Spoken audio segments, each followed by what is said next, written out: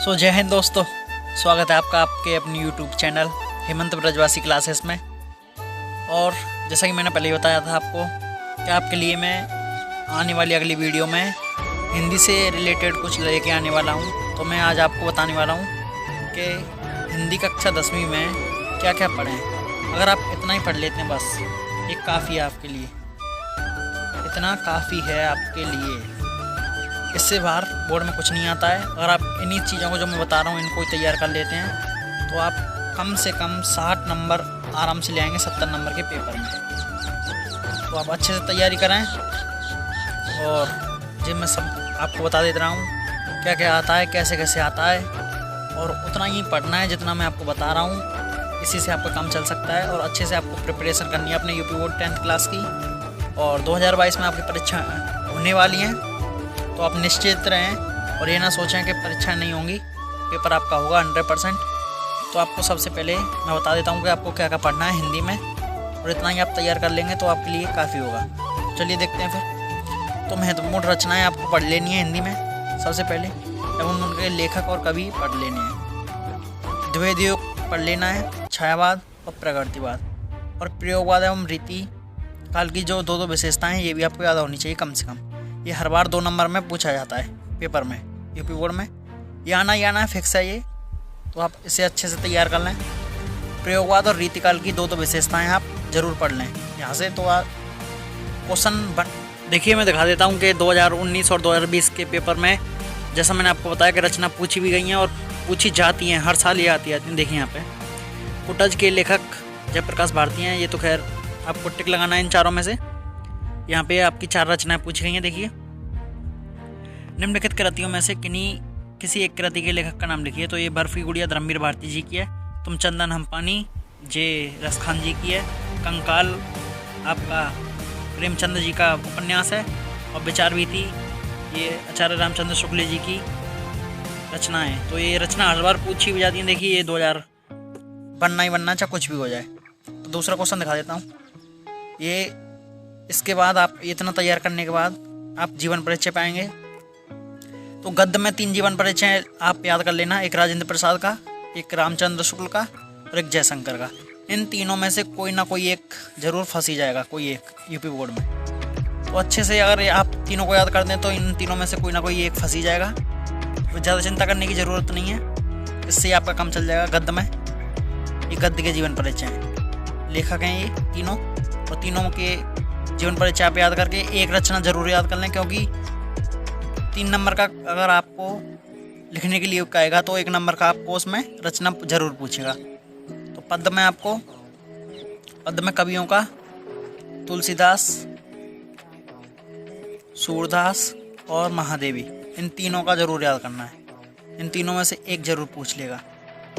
इन तीनों में से आएगा, आपको 3 पूछे आते हैं, 3 में से एक जरूर फंसी जाएगा पद्य में।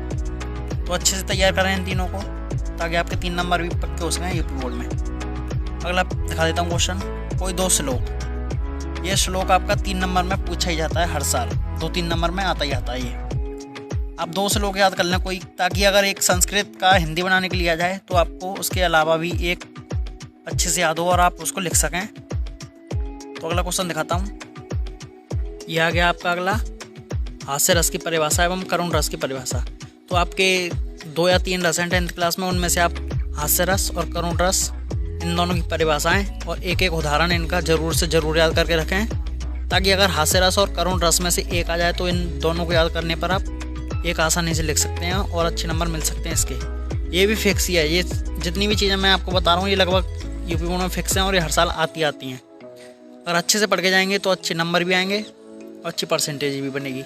तो तैयारी अभी से स्टार्ट कर दें अपनी, और एक अलग से नोटबुक बना लें। मैंने आपको पहले ही बताया हिंदी के लिए जितनी भी मैं वीडियोज़ आपको दूंगा वो सारी आपके लिए इम्पोर्टेंट होंगी, और ऐसे आप पढ़ें उनसे अच्छे से। तो ये हास्य रस और करुण रस की ये परिभाषाएं और एक एक उदाहरण याद कर लें अच्छे से।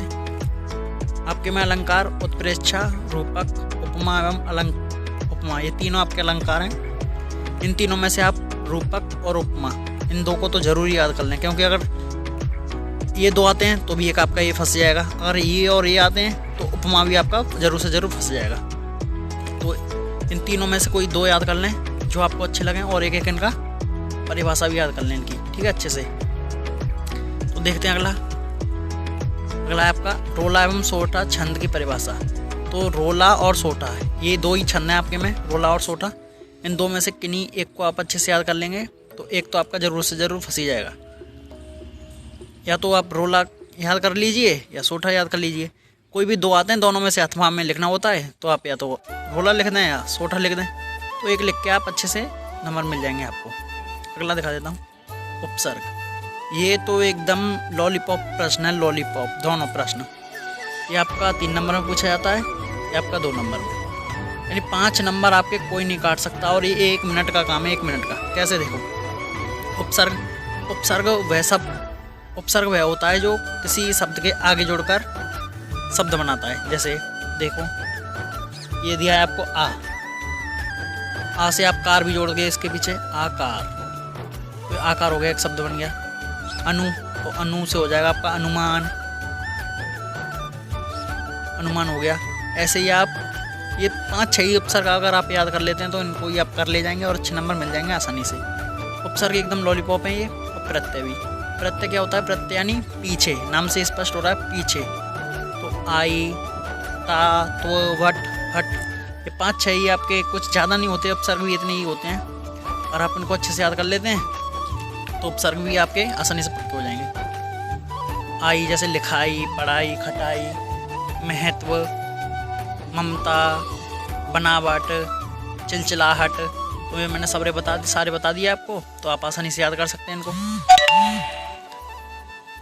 तो आगे दिखाता हूँ, आगे आपका समास विग्रह। तो समास विग्रह और तद्भव और तत्सम और पर्यायवाची और संधि विच्छेद, ये 4 टॉपिक भी आपको अच्छे से कर लेने हैं। ये 2-2 नंबर के आते हैं, 8 नंबर का ये टॉपिक यहाँ से आपका पूरा हो जाएगा। देखिए 2 नंबर का ये, 2 नंबर इसके, 2 नंबर इसके, 2 नंबर इसके, 2 नंबर इसके, यानी 8 नंबर आपके यहाँ से पूरी अच्छे से पक्के हो जाएंगे अगर आप इन टॉपिक को अच्छे से कर लेते हैं। तो यूपी बोर्ड में ये जो मैं सब्जेक्ट आपको बता रहा हूँ, ये आने हर साल आते ही आते हैं ये टॉपिक, कोई काट नहीं सकता है इनको ये, क्योंकि ये फिक्स टॉपिक है और आने ही आने। और ये आपका 9वां है धातु रूप। धातु रूप भी आप कर लीजिए, 2 नंबर का आता ही आता है। और अगला सबसे इम्पोर्टेंट है आपका निबंध और खंड काव्य। तो आपको मैं बता दूं कि 6 नंबर का तो आपका यूपी बोर्ड में निबंध लिखने के लिए आता है, जो कि पर्यावरण वगैरह कुछ भी हो सकता है, सामाजिक मुद्दे। और 3 नंबर का आता है आपका खंड काव्य। अगर आपके पाठ्यक्रम में कोई भी खंड काव्य हो आप उसे याद करें। हमारे में तो खंड काव्य अग्र पूजा है, तो हम अग्र पूजा करके गए थे और अग्र पूजा ही हमने लिखी थी। तो आपके में जो भी है वो आप कीजिए और अच्छे से अच्छे मेहनत कीजिए और लगन से आप पढ़ते रहिए। मेहनत, लगन और निरंतरता के आगे कोई नहीं है। अगर आप डेली पढ़ते हैं, भले ही आप दिन में 1 घंटे पढ़िए, लेकिन पढ़िए ज़रूर, क्योंकि निरंतरता से